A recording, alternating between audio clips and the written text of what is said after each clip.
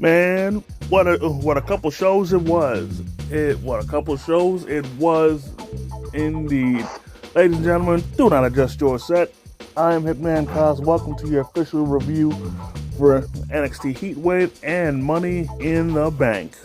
And of course, I'm not alone in this endeavor. Please welcome, as always, the humble man, Gary. Gary, welcome to the Contracts.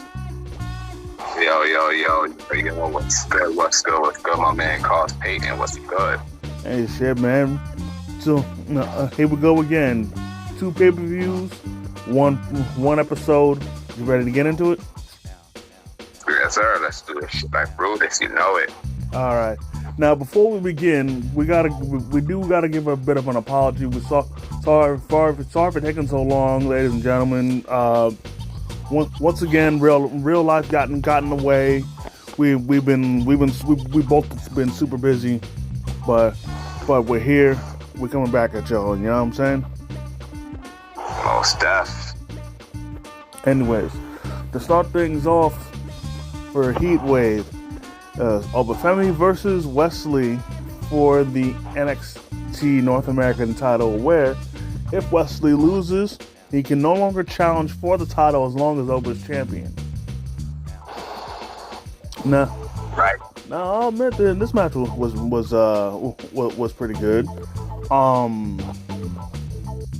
Even though in the beginning I couldn't help but notice, I don't know what was wrong with me. Honestly, I think it was the ropes, but West tried to do a springboard move, but he slipped twice.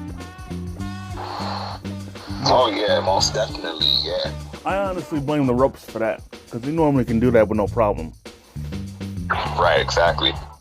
But then, Obafemi freaking put Wesley on his shoulders and launched this nigga into the air. Like,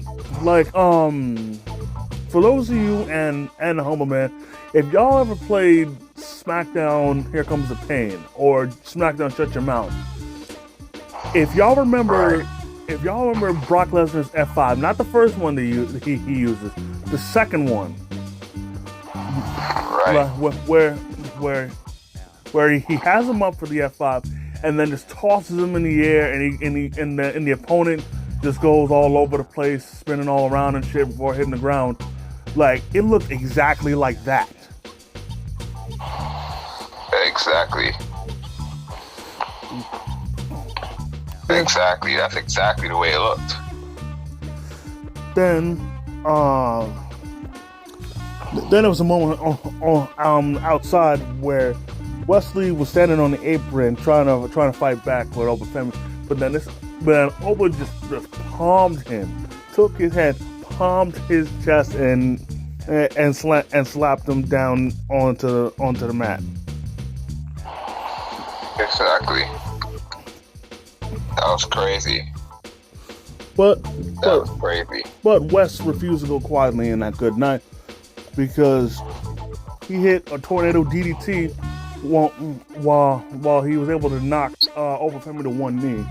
Then he was able to get him to the outside, to which he hit him with suicide dives on almost all sides of the ring.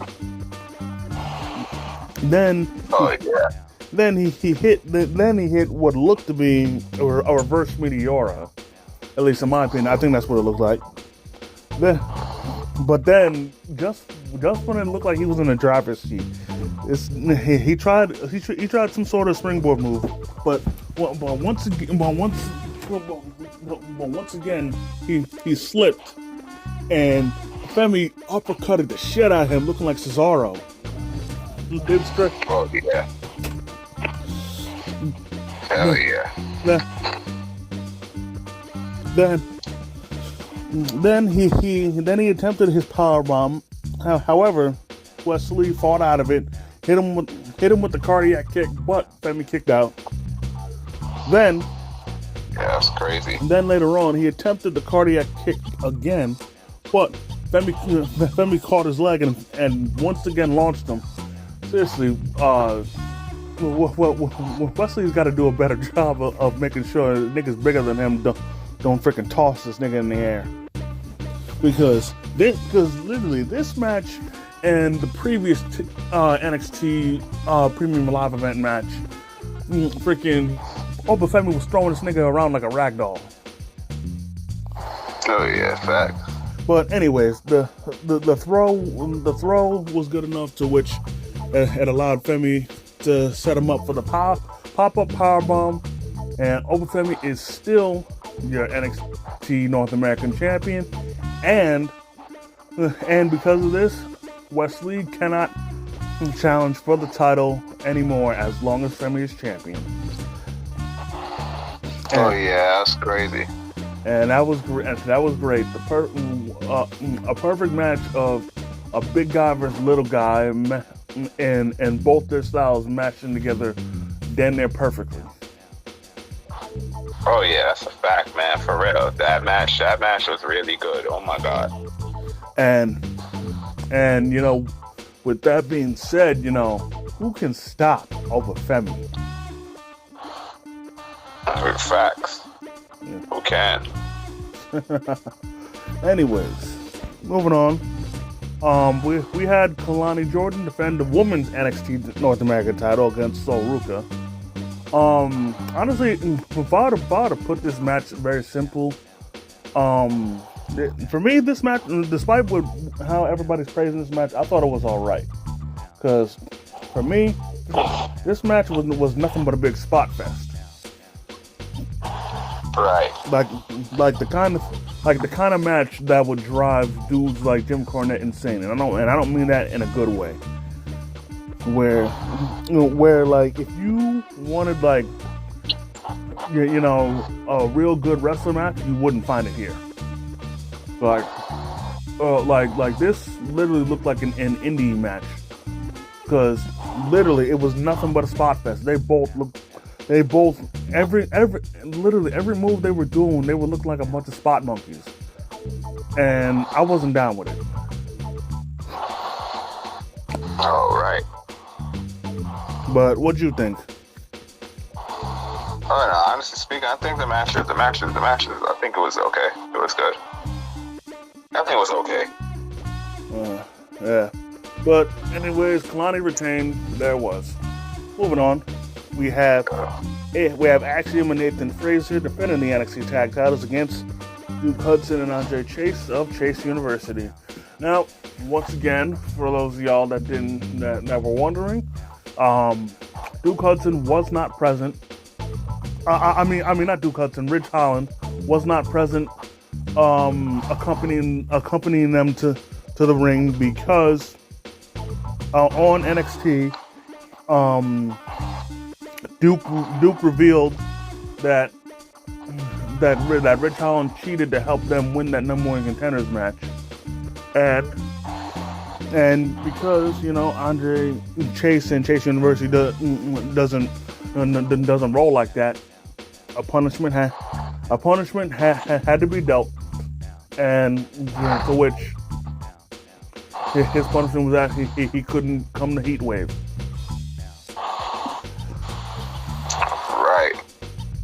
But anyways, onto the match. I can't even front, man. This honestly had to have been the match of the night. Which match? Axiom and Nathan Frazier versus Chase U. Oh, I'm not gonna lie. Yeah. Because honestly, don't get me wrong. Axiom and Nathan Frazier, I normally expect good matches out of them. And don't get me wrong, Chase University, they normally can pull out good matches, but for some reason in this match, they just brought it harder than they've ever brought it. My God, especially Andre Chase, man. Like they both stepped up their game. Like Duke Hudson and Andre Chase, they both stepped up their game big time. Good God. Right. Now, when things started to get real crazy, I remember there was this one time where Duke actually springboarded himself into the ring, and hit Nathan Frazer with a German suplex throw. Right. But Nathan Frazer and Axiom caught them both off guard with a pair of suicide dives. Then, I think because they were in Toronto, Duke Hudson actually hit the stratosphere, and then turned it into a tilt-a-whirl side slam. Oh yeah, that's crazy. But the craziness happened towards the end. Oh my God, this is why I feel that this was the match of the night. And Chase U truly stepped up their game because Axiom hit the Spanish Fly to Duke Hudson, and then Nathan Frazer hit the Phoenix Splash. Then ref counts 1, 2. Then Andre Chase steps on Frazer to break up the pin, and then he uses him as a stepladder, and then hits Axiom with the Canadian Destroyer. Oh yeah. And then there was a bit of a miscue where Nathan Frazer accidentally kicked Axiom, but that didn't mess him up none, because eventually later on, Nathan Frazer hit a superplex to a Falcon Arrow on some Seth Rollins shit, while Axiom kicked Andre in the head while he was still in the air. Then Nathan Frazer neutralized Duke, hitting him with a suicide dive. Then Axiom hit the Golden Ratio for the win, and Nathan Frazer and Axiom are still your NXT Tag Team Champions. Now, honestly, I thought they were going to lose this match because there was a segment backstage where Axiom was already getting ready for the match, whereas Nathan Frazer had just pulled up to the arena. So I figured because they couldn't strategize, they were going to be out of sorts. But you know, and I thought because Nathan Frazer had priorities elsewhere, i.e. the Heritage Cup, I thought it wasn't gonna go down. Well, I thought they weren't gonna win, but they still clutched it out. And seriously, man, match of the night. I promise you, match of the night. Yeah, most definitely. Yo, that tag match, right? Yeah, man. Oh my God, yes. I'm not gonna lie. It's either that and another match that we're probably gonna get to soon. We're gonna talk about. But that match right there, yo, oh my Lord, yes. Wouldn't debate you there. Yep. Moving on, we have Roxanne Perez defending the NXT Women's title against Lola Vice. Now this match was pretty good. You know? Right. Yeah, but I thought Roxanne she had Lola right where she wanted her, where they were outside the ring. Lola tried to spin in back fist, but Roxanne ducked it, and she hit, and her arm hit the ring post. Oh yeah, that's crazy. And then Roxanne was working her arm for a bit, but even still, it really didn't do her much good in the long run because Lola actually was able to hit the spinning back fist to the outside. Well, actually, no, she hit her with it, and then Roxanne landed outside. Right, exactly. Then they actually did get back into the ring, to which she tried it again, but Roxanne actually blocked it, hit it with pop rocks, but Lola kicked out. To which then Roxanne To which then Roxanne got tight, and then Exactly. and then threw her to the outside, hit her with pop rocks again, on the announce table, and then brought her back in the ring. Still, Lola still kicked out. To which Roxanne got even more angry, and then she locked in the crossface, but Lola wasn't gonna tap, and then before Lola could even reach the ropes, Roxanne then went into overdrive and hit her with 3 straight pop rocks for the win, and Roxanne Perez is still NXT Women's Champion. Now, I'll admit, I honestly thought Lola was gonna win just because, they mentioned, she was mentioning how she was trying to win for her mom and everything and all that. I thought they were gonna do it. But honestly, I'm not mad at this just because of how Roxanne was reacting to Lola's resilience, and Lola, despite not being a champion, showed the heart of a champion, constantly kicking out. And honestly, I like how strong they made Lola look. Oh yeah. That's right. By having to take so much in order for Roxanne to beat her. Exactly. So honestly, I hope they do it again, with Lola winning. But until then we'll see. Right. Moving on, we have the main event. Trick Williams defending the NXT title against Javon Evans, Ethan Page, and Shawn Spears. Right. This match was pretty wild, and I can't lie, man. Despite him being young, and him not being in NXT long, Javon Evans really showed out. Like, oh yeah, like the young OG, he really showed out, and honestly, I think he stood out the most in this match. Right. And actually, and also shout out to Trick Williams, because if y'all didn't notice, his attire was in reference to Booker T and his Harlem Heat days. Oh yeah, that's a fact. But in any case, freaking back to Javon Evans. This dude was crazy. This dude hit a double cross body on the Page and Spears. Then there was another time where this dude this dude cleared the top rope, launched over to the outside doing a tope con hilo on the Trick.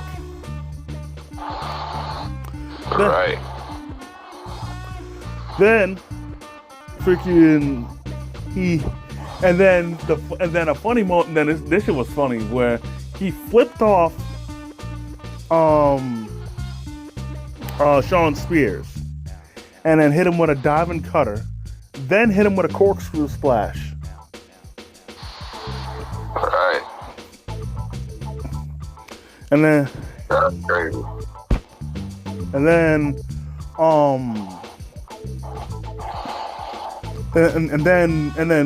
honestly that the ending was the craziest and very shocking, where honestly I'm still being thrown through a loop just thinking about it, where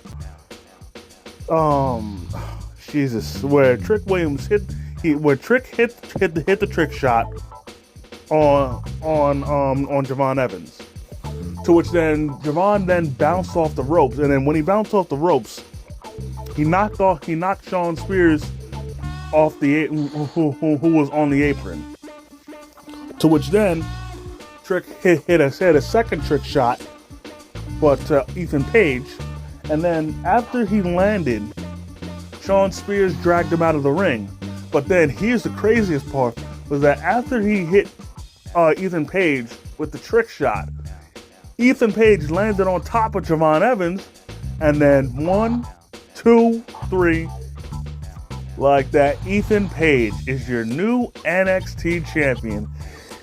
Oh, this was so crazy. Oh, I did not expect this. That was crazy.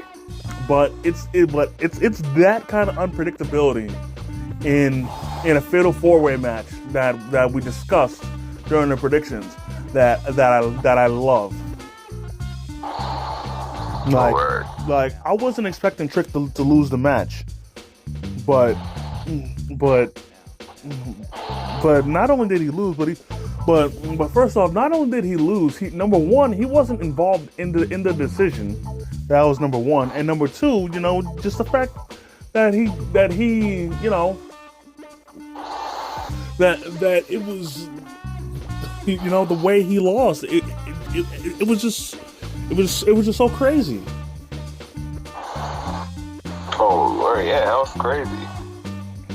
Now, and now it's sad to see the Whoop That era come to such an abrupt end. Honestly, part of me sees Trick winning the title back, but I'm honestly curious to see how long Ethan Page is going to keep the title for.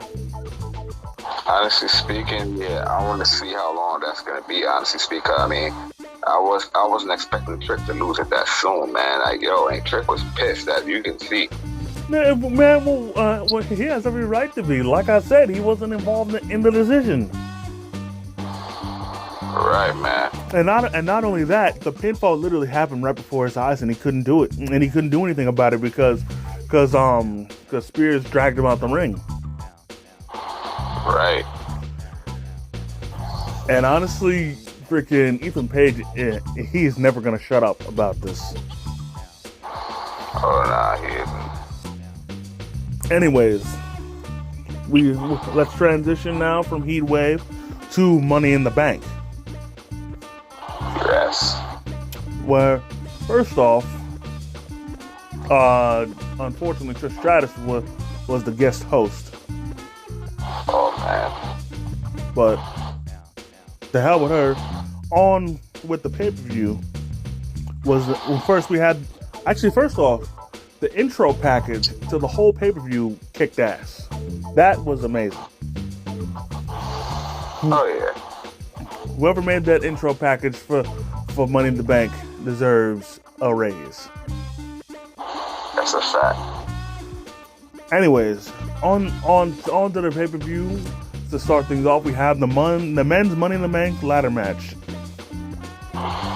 Now, first off, I want to give a big shout out to Carmelo Hayes for his Toronto Raptors inspired attire.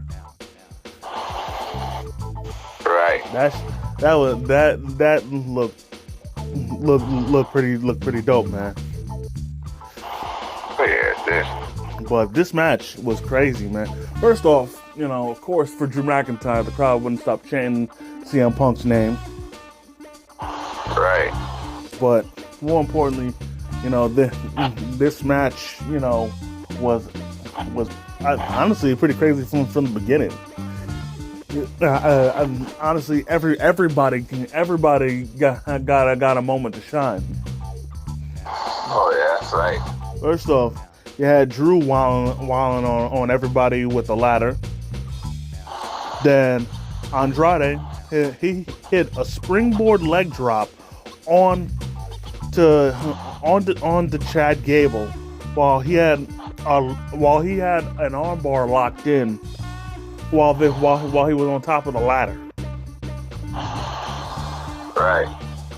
Then, while he was on top of the ladder, Andrade hit a reverse Spanish fly to Carmelo Hayes. Right, exactly. Then Chad Gable German suplex Andrade. No. He German suplexed the ladder onto Andrade. Oh, yeah, he did. Freaking the ladder getting taken to Suplex City. That's a fact. Then LA Knight he hit a net. He hit Chad Gable with a neck breaker onto the side of the ladder, not on the ladder, not on the regular part of, not on the rungs of the ladder, on the side of the ladder. I know that shit had to hurt. Yeah, that's a fact. It had to hurt. Then he hit the BFT on the Drew McIntyre, to which then Jey Uso hit the Uso splash on the Drew. But then Jay really didn't give much time to recover because then Melo hit nothing but net on him. Oh yeah, that's right. Then Andrade, once again showing out, hit a sunset flip powerbomb on Melo on the ladder. Oh wow. And then Chad Gable hit a freaking belly to back suplex on LA Knight on the ladder. And then at this point, you know, it looked like Jey Uso was gonna win. Because first he speared Chad Gable, but then as he was about to unhook the briefcase, Drew freaking chucked the ladder at Jey, treated it like an actual spear. Right. To which then he hit Jey with the Claymore, and Drew McIntyre is Mr. Money in the Bank. Oh yeah. Now I'm not mad at this. Yeah. But if you guys remember, what he said after he was gonna win Money in the Bank, he was gonna cash it in that same night. Right. Hell yeah. Anyways, we'll get into that later on. But as of right now, next match, we have Sami Zayn defending the IC title against Braun Breaker. Now I couldn't help but notice. I think Braun has either a new theme or they just made the one that they gave him upon coming to the main roster sound a little different. I don't know. Right. Now the beginning of the match almost ended up pretty bad for Sammy because he tried to do a springboard moonsault to the outside, and he almost missed. But thankfully Braun Breaker ran forward in order to take the move. All right. To which then something happened again, where he tried a moonsault again, but again Braun saved him because from what I saw, and I had to rewind it, that had Braun not have caught him, honestly Sammy would have landed on his head. Oh yeah. But anyways, of course, Braun shows off his freaking nature athleticism, freaking hitting Sammy with a Frankensteiner. Then, while they're on the outside, Braun attempts to do his spear where he runs around the ring, but Sammy jumped over him. However, unlike last time, Braun avoided hitting the steel steps. Yeah, that was crazy. Then once they got back into the ring, Sammy tried the haluva kick. However, Braun hit him with a jumping knee. Then he tried the spear. However, Sammy countered, and then Sammy hit the haluva kick to win, and Sammy is still Intercontinental Champion. Don't get me wrong, this was a great match, but honestly, Braun should have won. Honestly speaking, the match was great, and I wanted either one to win, but Braun having it would have been getting the belt would have been fucking great. Yeah, honestly, I feel that it's Braun's time right now. That they should definitely pull the trigger. Oh, nah, I got you. Hell yeah. Yeah. But, it is what it is, man. I'm pretty sure this feud is not over, so I say he's eventually going to get it. Oh, hell yeah, he is. Anyways, moving on. We have Seth Rollins versus Damian Priest for the World Heavyweight Title. First off, I'm happy to say that Tacky didn't live up to his name.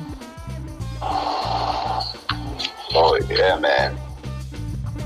But more importantly, during this match, I couldn't help but notice that that both of them were trying to end the match as quick as possible because they were both well aware of Drew McIntyre. Because if you guys remember, like I said, he said ahead of time that he was cashing in that same night, so they weren't looking to exert any kind of energy just so they could be ready for Drew. Right. Anyways, but Seth hits a springboard swanton, and then a springboard moonsault. Right. Then later on, Damian Priest tried to hit South of Heaven, but then Seth countered into a pedigree. However, Priest countered out of that and hit Seth with a back body drop. But Seth bounced out of that, hit Priest with the curb stomp, butt kicked out. Then this next part really wasn't smart on Seth's end, where he was demanding, where he kept yelling at Priest, telling him to get up and be a man. To which then Damian Priest hit him with the razor's edge, but again a kick out. Then Seth did his superplex, and then he tried the Falcon Arrow. However, Damian Priest countered. However, Seth countered back and then was able to hit the Falcon Arrow. But ding, out comes Drew McIntyre, who then cashes in, and that becomes a triple threat match. And then Drew hits the Future Shock DDT, and then what happens next pisses me off, in which CM Punk comes out and attacks Drew McIntyre, beats the living crap out of him, to which eventually he pops Drew upside the head with the world title, hits the South of Heaven for the win, and Damian Priest is still World Heavyweight Champion. He stays in the Judgment Day, but also Seth can no longer challenge for the world title as long as Priest is champion. And Drew failed his Money in the Bank cash in. I pissed at that too. Oh my freaking god. Let me see. Oh my god. What the fuck was the point of this? Because literally they wasted the Money in the Bank briefcase. This was a waste. Really did. Like this was a complete waste, man. Yeah, exactly. It really was. Like if you were gonna have CM Punk come and screw over Drew, and then have him screw him over in the Money in the Bank ladder match. Don't have him screw him over during a cash in, man. I'm tired of having dudes fail their Money in the Bank cash in, man. Yeah, I'm getting pissed off at that too. But if it's any consolation, CM Punk not only pissed off Drew McIntyre, but he also pissed off Seth Rollins. Exactly. To which Corey Graves had to hold back Seth. Right. But still, man, like, honestly, I hope that that Drew beats the crap out of him. Oh my god, I love them both. I want either. I want either one. Because this is another title match that Punk has screwed Drew over. So I want Drew to beat the ever-loving crap out of him. Right. Moving on, we have the women's Money in the Bank ladder match, where, well, first off, I couldn't help but notice that Zoe Stark had some Braveheart-esque face paint going on, and then on top of that, freaking the crowd. Oh my God! Despite Chelsea Green and Tiffany Stratton being heels, the crowd was loving both of them. First off, number one, it was Tiffy time, and you know, it also helped that Chelsea Green is from Canada, so you know, so that also added to them cheering for her. Right. That's crazy. But then there was something that they mentioned, that the commentators mentioned, that I thought was funny, in which they mentioned that Chelsea Green's afraid of heights, despite being in the match. And this played a role into the match early on that was pretty funny, in which she tried to jump up to get the briefcase while she wasn't on the ladder, as if she could jump that high. And then of course, when it came to climbing up the ladder, she was climbing up very slowly because she didn't want to. Because she was number one, trying not to look up because of how far it was, and at the same time, when she was up there, trying not to look down, because you know, for someone that's afraid of heights, you know, they'll start freaking out. Exactly. But this actually reminds me of an NXT pay-per-view where Carmelo Hayes was defending the NXT North American title in a ladder match.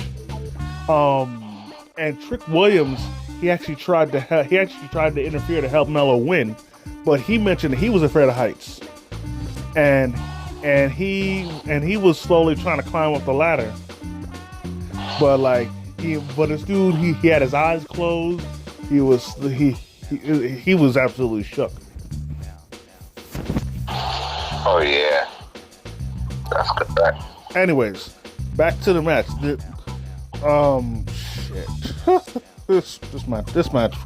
This match was wild. Absolutely. First off, we had Lyra hit a fisherman suplex on the Io Sky onto the ladder. Then Zoe Stark hit Lyra with a Samoan drop on the ladder. Now, again, to quote Marky D, 1, 2, 3, I agree with him on this, that the Samoan drop should only be reserved for Samoans and fat guys, to which Zoe Stark is neither. Because the Samoan drop really honestly doesn't look, it doesn't look good unless it's done by Samoans or fat guys, which again, Zoe is neither. Oh, that's crazy too, man. Oh my God. Then later on, Tiffany hit an Alabama slam to Naomi onto the ladder. Then she further showed out, hitting a swanton bomb on the outside to Naomi, Lyra, and Zoe. Oh yeah, that's crazy. And then Io, while she was climbing up the ladder, she eventually got trapped on the rungs where she was laying upside down, to which then, sort of in a way, Lyra hit her with a spider German suplex. Oh yeah, that's crazy. And then two ladders were set up in the ring, in the middle of the ring. To which then Naomi tried climbing up both of them, but then I forgot who they were, but they were trying to but they were separating the ladders, which caused Naomi to do a split. But then while she was doing a split, she actually hit a DDT on the ladder onto Zoe Stark, which was pretty dope. Then there was 2 ladder bridges, and of course, what ladder match would be without a ladder bridge spot? And there was 2 ladder bridges here. Exactly. To which, first off, we had Zoe hit Lyra Valkyria with a power bomb onto one of the ladder bridges. Then Chelsea Green hit the Unprettier onto Naomi on the other ladder bridge.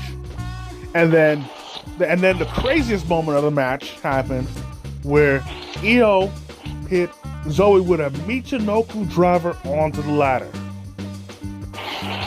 Oh, word. And then when the dust settled, it looked as if Chelsea Green was gonna bring it on home. I was thinking, wow, they really gonna pull the trigger. But then Tiffany Stratton pulls up, pushes her off the ladder, to which then Chelsea gets put through 2 tables, and Tiffany Stratton is Miss Money in the Bank. The absolute right decision happened. This was the right call. This is what should have happened. And honestly, this in my opinion has to be by far the best women's Money in the Bank ladder match ever. Oh yeah, man! I'm not gonna lie. It really was. Because honestly, the past few Money in the Bank, the past few women's Money in the Bank ladder matches sucked.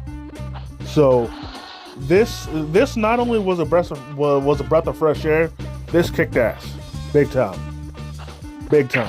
Oh, it did. So honestly, mad respect to all the women in this match for showing out, because every single one of them showed out, even Lyra. Oh yeah, they did. And I know there was mad people tripping about Zoe Stark being in the match, but she showed out too. They can't even front.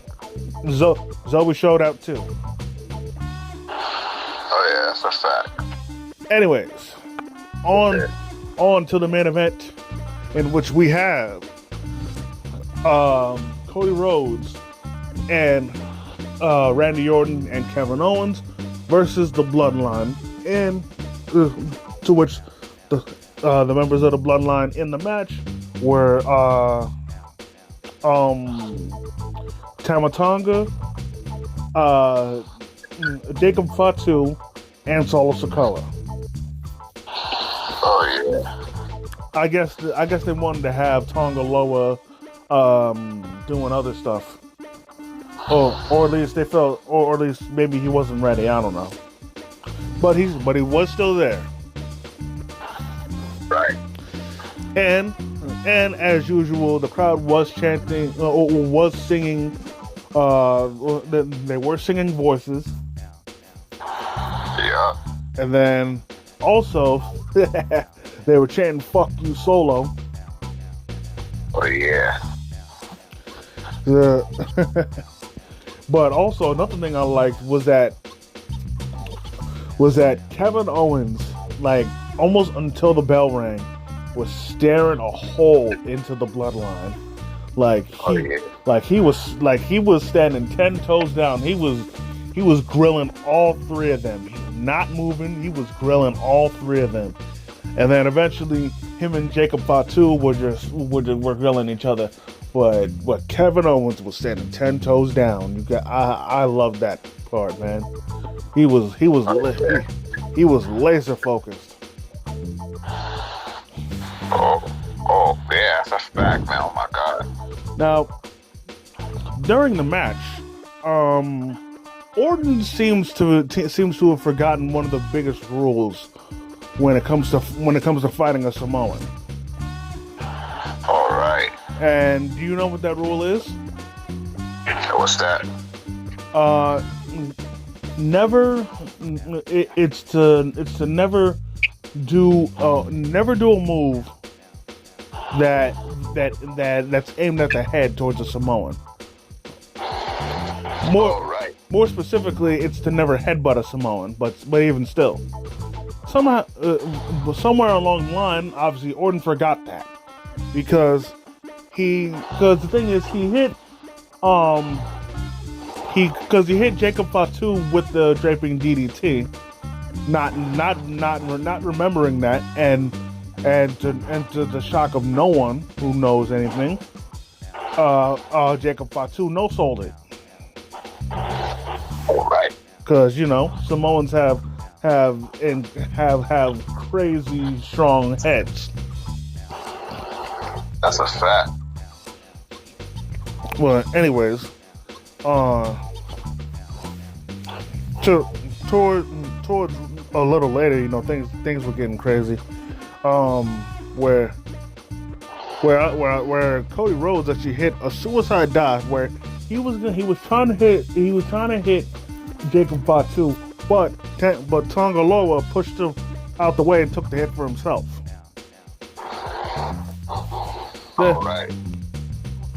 Then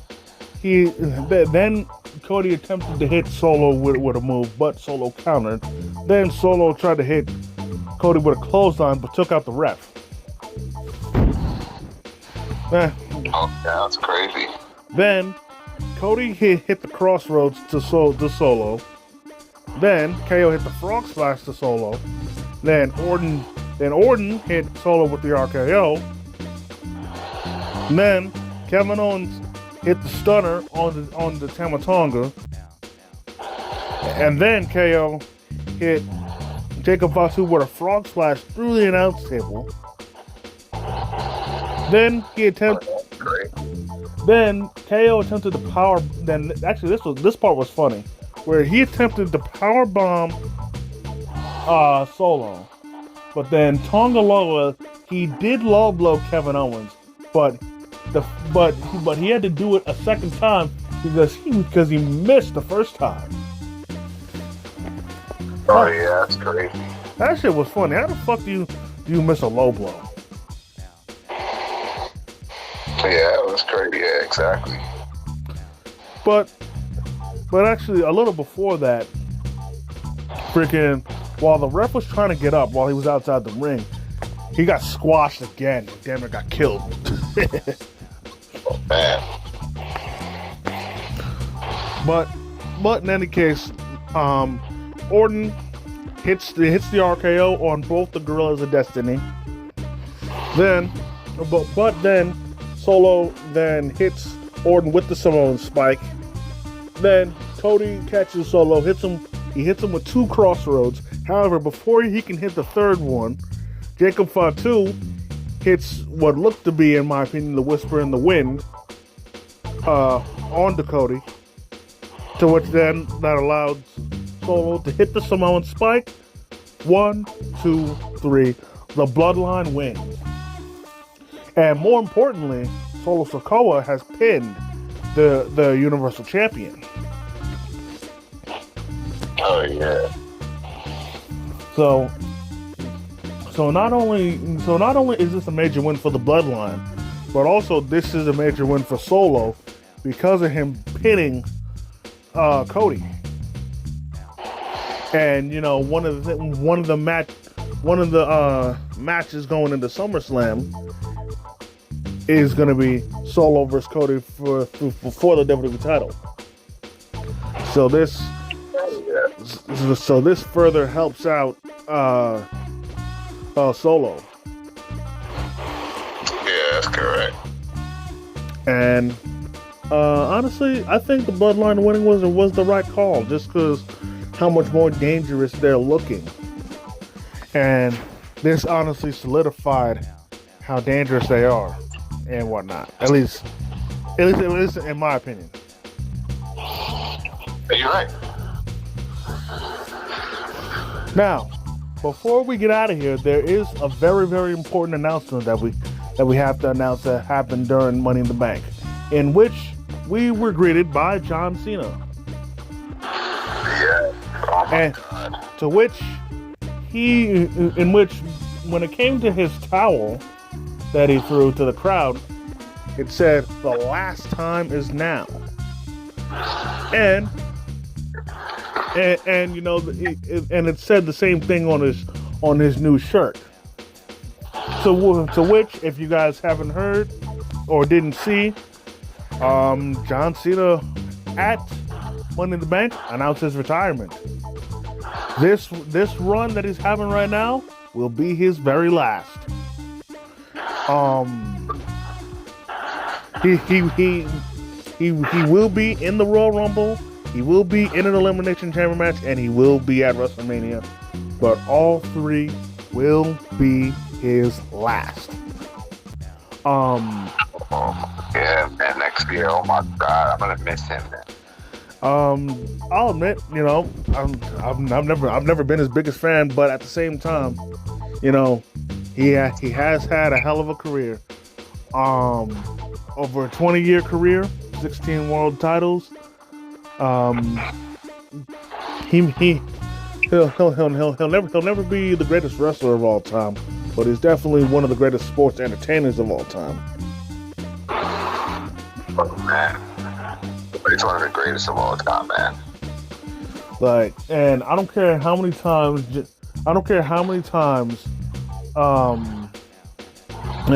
Michael Cole will be on his knees glazing Cena. Cena's not the GOAT, but like I said, as far as sports entertainers go, he is one of the greatest. But wrestlers, hell no. Oh my God. But again, because like I said, sports entertainers, yes. And honestly, I can only imagine the feuds he's gonna get into to last, you know, up until WrestleMania. Right. Now since we're here, who do you want him to face for his last match? Because his last match is going to be at WrestleMania. Well, he did say that in a press conference that it won't be. It's going to be like Beyond B in 2025, like December. Oh, okay. My bad then. Well, I mean, for me, I think it would have made sense for, you know, his last match to be at WrestleMania. You feel me? Oh yeah, I agree. But I guess, you know, when he meant for next year to be his last year, I guess he literally meant his last year. Right, exactly. Considering you said that his last match is going to be in December. Right. So yeah. But so who do you think he should face for his last match? I think he should face.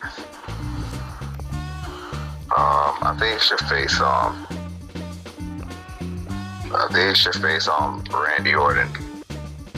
Understandable. Now, for me, my choice is a little more selfish. I feel his last match should be against Baron Corbin. Now, unfortunately, you know, it wouldn't make much sense nowadays because Corbin turned face. But the reason why I want Corbin to win, the reason why I want him to face Cena and why it's selfish is because the way I see it, Cena's a legend, right? Right. And the thing is, Corbin, he's already retired one legend in Kurt Angle. So I say, why not have him retire another legend? I got you. So then he'll have two legends under his belt whose careers he beat in their last match. Right. But again, you know, even if they did do that, he really, you know, he really can't brag over it because he's a face now. So yeah, so maybe that goes out the window. Oh man. But honestly, to have Orton be his last opponent, I think that would be the best choice considering, you know, out of everybody, I think Orton was his biggest rival. Oh yeah. And you know, and you know he can't face Triple H because Triple H can't wrestle anymore because of his heart. Yeah, exactly. Or better yet, if Cena for his last match, if he plans on losing for his last match, which I think he probably will, I think he should face a young guy. And in which, honestly, he should face Carmelo Hayes. That would be cool. I hope Cena don't lose, man. Because, you know, Carmelo Hayes is him. And, hell yeah. And my what? Boy and what? John Cena's my boy. Sorry to cut you. John Cena's my boy, and so is Melo's my boy. So he was giving Melo some advice. So gotta be some kind of match. So, what better way for Melo to further prove that he is him by retiring Cena? And if they keep Melo heel, it'll be a perfect thing to brag about. Oh yeah, I feel you. But I tell you what, you know, since this is his final run, he's made it perfectly clear. Anybody that still wants some, come get some because basically you got to get it while the getting's still good because if you don't get it now, once he's gone, he's gone. That's a fact. But you know, right? These two pay-per-views were absolutely great, and you know what? I like the fact that first off, not only was Money in the Bank great, but of course Heatwave was great too. So not only, you know, instead of having a bad main roster pay-per-view and then Heatwave picking up the slack, instead we had a great main roster pay-per-view, and then Heatwave was the gift that kept on giving. Right. Exactly. And I just realized that we went over the matches in the wrong order, but because we talked about Heatwave first, but that's okay. Right. Because like I said, you know, Money in the Bank was great. Heatwave was the gift that kept on giving. Oh yeah. But, that's a fact. But you know that this was definitely a great week for wrestling fans. I know people are gonna be torn up over Cena, but you know, don't. The most I can say is don't be sad because it's coming to an end. Be happy to be along for the ride. Well, yeah, man, that's a fact. I don't want them to go, man. Yeah, but they all gotta go eventually. Well, nah, I got you. So with that, and speaking of going, with that being said, you know, that's gonna do it for this episode. I definitely want to thank each and every one of y'all for taking the time out of your busy schedule to come and chill with your boys. I definitely want to thank the Humble Man as usual for coming through and kicking his wrestling knowledge. Hell yeah, you already know my man Cosplay, you know, hell yeah. Yeah. So, hell yeah. So if y'all enjoyed this episode, go ahead, hit the like button, comment if you feel like it. If you're new to the channel, please subscribe and hit the notification bell so you never miss a new video. And as always, Struggle Vision Productions, it's the Hitman and the Humble Man. And if you see us coming, run.